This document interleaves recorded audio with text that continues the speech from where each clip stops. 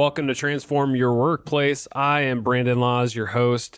Thanks for joining us for today's episode. Today's guest is Reshama Shaikh. She's an independent data scientist and statistician. She consults in the areas of data science, statistics, diversity, mentoring, and community building. She's also a listener of the podcast, and that's how we got connected originally. And so she wrote an amazing article on mentorship, and I think she's doing a lot of great work in mentorship, which is our topic for today's episode. And we dive into all the reasons why mentorship has taken off. Reshama mentions that, she really didn't hear about it 20, 30 years ago. And now all of a sudden it's like, one of those foundational pieces of learning for a lot of people. And the problem we're having right now is that there's a lack of supply of mentors. So hopefully at the end of this podcast, you'll come away with, some action items for yourself as far as, do you want to be a mentor, or how do you implement it in your organization? How do you create some structure around a program? So I think there's a lot of different ways you could take this episode, but it's great content, great awareness around something that it's really desired by a lot of younger and up-and-coming folks. So enjoy today's episode with Reshama Shaikh. I'll step aside. Enjoy. Reshama, it's a pleasure to have you on the podcast. Welcome. Thank you. I'm so happy to be here. You wrote a phenomenal article on mentorship, and I don't know if we've ever done a topic on mentorship on this podcast, so I wanted to just pick your brain on this. I hear it a lot. As you stated in the article that you wrote, in the 90s when you were in college, mentorship really wasn't talked about a whole lot. And now you're saying it is. I even hear it all the time. What's the current state of mentorship in, with younger people all the way to, organizations who may have formal mentorship programs? Yeah, I hear it all the time too. You need a mentor. You need a mentor to advance your career. Find a mentor. And so I would say the current state of mentorship is a lot of people are looking for mentors. I specifically work in data science, and I did a survey in data science, and I would assume that it's similar for other fields, or some of that information can be extrapolated. Is in my survey, 70% of respondents didn't have a mentor, and half of them had never been a mentor, but over 90% wanted to obtain a mentor. And I learned from my involvement in the community and through the survey that the demand for mentors is really, really high, and the supply out there is very low. So what do we do to flip-flop that a little bit, where there's more supply of mentors and maybe hold steady on the demand for it? Because I think it's ultimately a good thing, and we'll dive into why it may be good. But how do we build more awareness around this so people are more willing to become a mentor? I think that, one of the things is that mentorship requires time, and the people are looking for mentorships are usually pretty high up in the pyramid. They hold high-level executive positions, and they're very busy. And so, one of the things to do is to look really broadly on, the lower in the pyramid for mentors. You talked about in a survey that you'd asked some folks, and 90% of them said they desire a mentor. And I'm curious, if you could define what they mean by a mentor. We know what it means, but maybe everybody's definition of mentorship may be a little different. What are they seeking? I don't know if that was clear in the survey, but I'm really curious what they're after. Right. I mean, that's a good question, because a lot of people are looking for mentors, and the understanding of mentor really spans a broad range of, requests. It seems that the current understanding of mentorship is that it could actually be sponsorship, which is providing for and advocating for the career advancement of an individual, which is very separate from mentorship, because someone who's a mentor may not be able to necessarily provide sponsorship.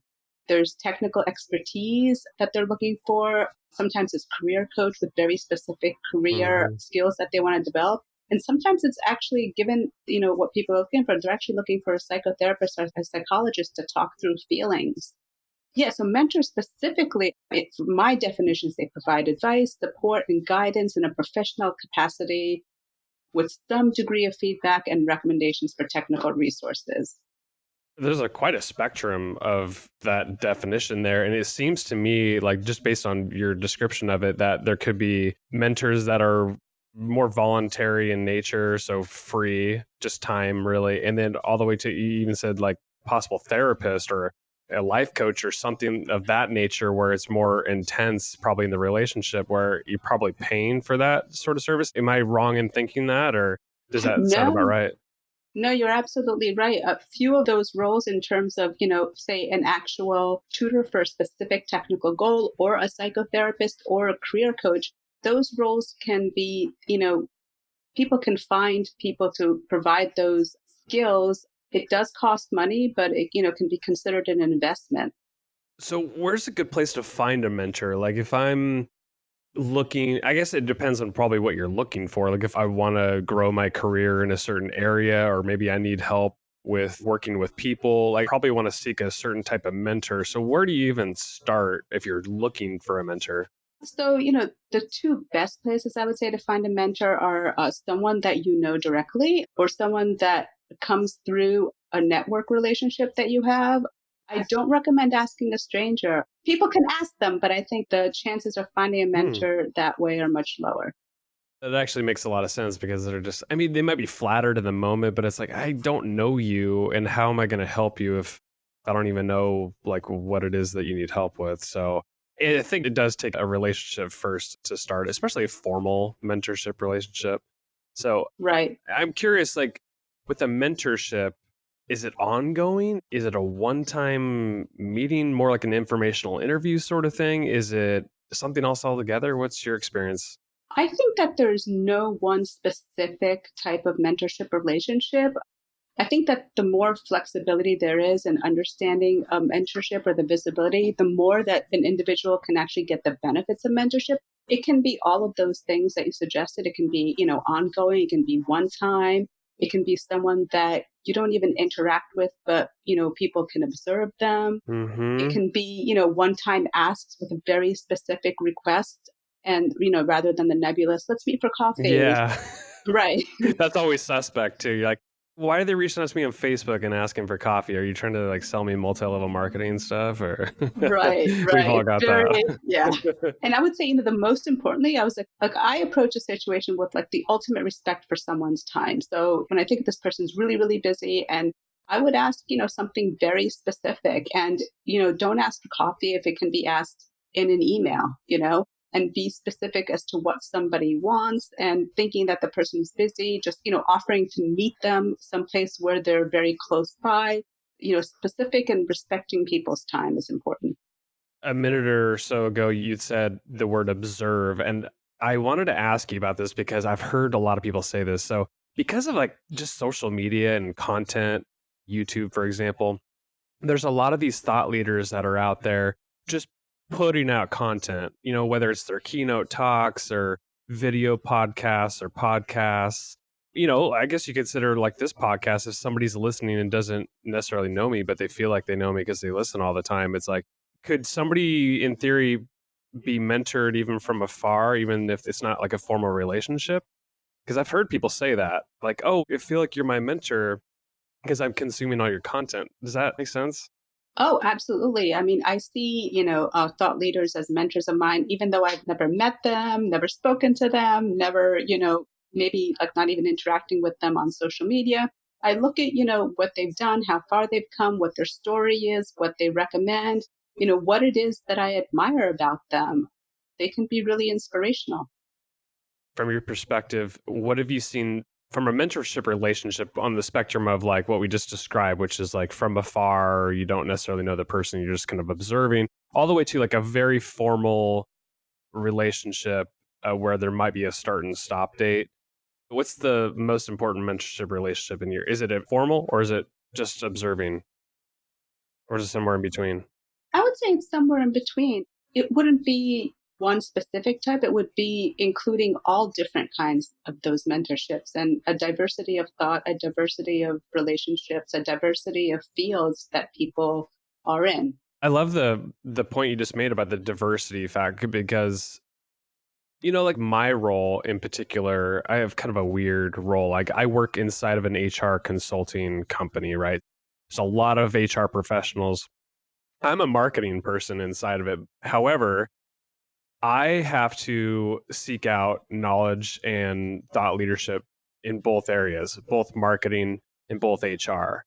like, I have to know the industry intimately, but I also have to know how to market our services, right? Right. So I'm seeking mentors across those two areas for the most part. And even a step further, I'm also a leader inside of a company. So I need to also gain leadership skills. So that said, I have multiple mentors across those areas. Do you recommend people do the same where, you may be a data scientist, you want to know technical data science related things, but also maybe, oh, you're a leader inside of a company. You need to have mentors that are spanning maybe the best leader in their area and you need to seek out their knowledge. What do you think about that? Oh, yeah. I mean, I agree with that because, nowadays to succeed, it's not one specific skill, right? It's that specific skill in the certain area that someone works in, as well as communications, as well as marketing for a person's skills. It's, we were speaking before about, even my sister who's a physician, your podcast is very beneficial for her for giving feedback to the other doctors, who report to her. That's amazing. When it comes to like formal mentorship programs, do you recommend there's a formal agreement with like a start date and a stop date? Or do you typically see it's a one time thing or maybe a very, very short term relationship? I would say, it is helpful to have, say, defined time frame for a Hmm. relationship. In that way, goals can be established. People can think about what they need and how to go about it versus something that's, just very open ended. I think people are more likely to achieve what they want within a certain time frame. I'm glad you mentioned goals because I think with any relationship, whether it's manager, employee, or mentor, I think having defined set goals are benchmarks that you want to get because you want to make sure that you're getting the most out of the relationship. So, that said, if you do have a formal mentorship relationship, what is the dynamic between the mentee and the mentor in really trying to maximize that? Are they setting goals? Are they setting benchmarks? Are they assigning homework? Like, from your experience, you've dealt with this a lot more than I ever have. I'd love to know your perspective on this. So I would say, in terms of the best, how the mentee can get the most out of the formal relationship is to one, take the feedback. And I'm going to say it again, respect the time. And Mm, the other thing I would say for growing, be comfortable with being uncomfortable. When people are feeling uncomfortable, that's actually a good sign. It means things are shifting, you know. And in terms of accountability and holding, a mentee accountable, what I would say is the mentee really should meet their mentor more than halfway because the mentor is someone who's really busy, they're high in demand, and they're yeah. giving their time away without charge. And so it doesn't really make sense for the mentor to be chasing down their mentee. I would say the mentee should take the lead on that. And then, if a mentee really wants like specific, career coaching, then to actually go and get a career coach for that. Yeah, what's the point where that as a mentee you would recognize that you need a career coach rather than just a mentorship? Hopefully the mentor will tell them that. Yeah, right. Although I suspect in some of these cases, I've heard stories where the mentor has gotten, frustrated and saying, I'm not quite sure that, I give the advice. I'm not sure it's been the best use of my time. I'm not sure it's the best fit for both of us. And I don't know necessarily that those very honest conversations are happening between those mentor-mentee relationships that do exist. So if you're a mentee, besides goals that might be set and really driving the relationship and checking in, those sort of things, what else could a mentee do to make sure that they're getting the most out of the time that they do have? It's great to establish a reciprocal relationship, which is why one of the reasons that, mentor mentee relationships that are built from two people who know each other through a community, through a job, happen to be the best. So something reciprocal, whether it's something group at work or a community group, giving back is really one of the best ways to sort of benefit from the relationship and also learning from that experience. I mean, people who are mentors need, they definitely could have some specific support on some projects that they want to establish. So just being near that mentor and providing that sort of support is a way to grow and learn. Let's go back to where we started, talking about why mentorship, because we're hearing it a lot more and it wasn't so much so, 10, 20, 30 years ago. So, why mentorship? Is it a lack of learning and development tools within organizations? Is it just, it's one more thing to develop? Like, what's your perspective on this? I think that people want to advance in their careers, and I think it's a perfectly natural need. I think it's a good thing. Nowadays, probably have the statistics better than me, but people switch jobs quite frequently, Yeah. right? It's not like 20, 30 years ago when people stayed at the same company for, decades at a time. And so people want that, they want that mentorship, they want that career path, they want that career growth, but it seems like managers haven't actually caught up with that need. And so people are looking for that mentorship. If they can get it at work, it's great, but it seems like they're looking for it outside of work. As a mentee, when do you know that you're ready to become a mentor? I don't know if you've ever run across that. I would imagine that you've had mentors at some point in your life. Maybe you probably still do, but I know you mentor people now. So at what point did it kind of flip flop where you're doing a little bit of both on both sides of it? There's nothing is sort of set in stone. It can happen as early as 3 months. It can happen 6 months. Once somebody has learned a skill, they are ready to pass it on to someone, new who's coming in who doesn't have any of those skills. Yeah, that's a good point.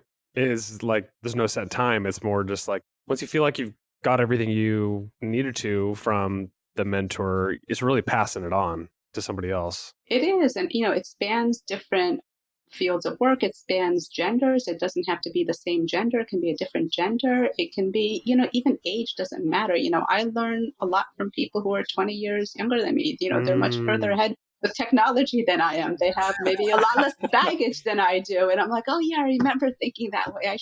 That's a fresh way of thinking. So with that said, I've heard this term reverse mentorship. Do you know like a definition around that? I don't know if it has to do with age or if it's experience or whatever it may be, but maybe shed light on that. Is that the mentor mentee reciprocal relationship, or is it I something don't know. else? I hear it in our industry quite a bit. And from my perspective, it's like you might have like a senior level person, but maybe somebody who's newer entry level they might be good at certain things, most likely technology. And then they're able to, the more experienced person could probably share some leadership and people based things. And then the younger, more less experienced person could probably share some technology based things. So the point is, I think they're each good in their own ways, and there's something to learn from both sides. That's kind of the way I understand it, but I didn't know if there was something formal around that. I haven't heard anything formal to that, but I would say, approach everybody has something to offer. Yeah, Everybody has skills, and, some people know some things better than others, and everybody can learn from each other. yeah. Are there any like really unique things that you've seen in your career from a mentorship standpoint where like somebody just got so much out of whatever relationship they had? And I'm curious what format it was in. I would say, the best thing in terms of like asking like very specific requests, asking specific requests in terms of what exactly needs to be done. For instance, introductions. I noticed that you're connected to this person. Would you please be able to connect Mm. me with that person? That can, sort of make that network broader. And, like specific questions about what resources can I do to get from here to there? I don't know if that's sort of the question you were asking. Yeah, really just in terms of how do you like of all the relationships you've seen or heard about or talked to people or even your own personal mentor mentee relationship, the most successful relationship, like what happened in that relationship to make it so successful? There's a lot of things. I would say managing expectations makes Mm. it successful. Reciprocity makes it successful. Being open to feedback and advice, Yeah, and that's a biggie. having like a respectful relationship helps. Yeah. Yeah. Well, I love it. Is there anything else that you can think of from this topic on mentorship, whether it's, getting started or ending the relationship, anything like that that you think would be helpful for listeners who are either, trying to encourage their people inside the organization to seek a mentorship relationship or they themselves need it? I would say, first approach is think of mentorship as being available. There's abundance out there rather than there's just not enough. And the best way I would say to get started is to offer to be a mentor first Yeah. and see how that goes. That's fantastic. Yeah. I think like in doing that, and then also, things like this where you're talking about mentorship and we're going to release this podcast out to thousands of people. And hopefully that does create some more supply of mentors. I think that's what we can do for our part, right? Right. Thank you so much for coming on the podcast. This is amazing to talk about this. Where can people learn more about you and what you're up to? Sure. So my name plus my last initials Reshamas, and so I am on that with that name on Twitter, on LinkedIn, on GitHub, which is a coding repository, and I guess you can link to my article on rethinking mentoring in data science when this podcast is released. I absolutely will. Thank you so much for coming on. Thank you for having me. It was great.